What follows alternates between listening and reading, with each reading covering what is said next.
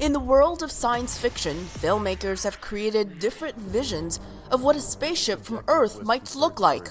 More grounded in aerospace engineering, this is a model of what it could look like, not just a ship, but a habitat that could sustain life for a long time. The idea is to make a research facility that you could modify things as you go. In the beginning, it might be just a tourist destination. But the ultimate goal of a space habitat like this one, says aerospace engineering professor Robert Skelton, is solving problems astronauts have been facing since the first person went to space almost 60 years ago. We've been in space for 60 years, but in zero-G, or microgravity, and it's very unhealthy. The pressure of the fluid in your body feels gravity, so the pressure's higher in your feet than in your eye. So in space, the pressure is the same everywhere in the body, and that's too great for the eye, so it flattens the eye. So all astronauts go into space with 20/20 vision, but few come back that way.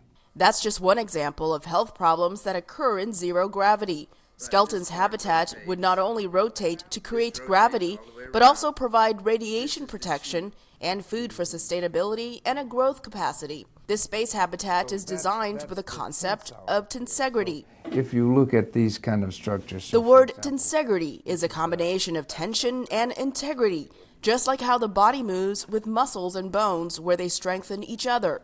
Skelton says the habitat would start small and the rest would be built in space using many materials outside the Earth. We want to design robots that can build tensegrity structures in space using materials from space, regolith from the moon or regolith from the asteroids. Regolith is a layer of material such as rock or dust that sits on top of the bedrock of asteroids or the moon. Skelton says the habitat can initially be in an orbit that goes from the Earth to the moon like a figure eight to mine the moon and get supplies from Earth. Once built out, Skelton envisions trees, animals, lakes, and ponds, and an area for growing crops. The diameter of this thing is 500 meters, which is about 5 football fields. At its full scale, there would be room for 8,000 people. Skelton says space should not only be accessible to astronauts who are in top physical condition. We want to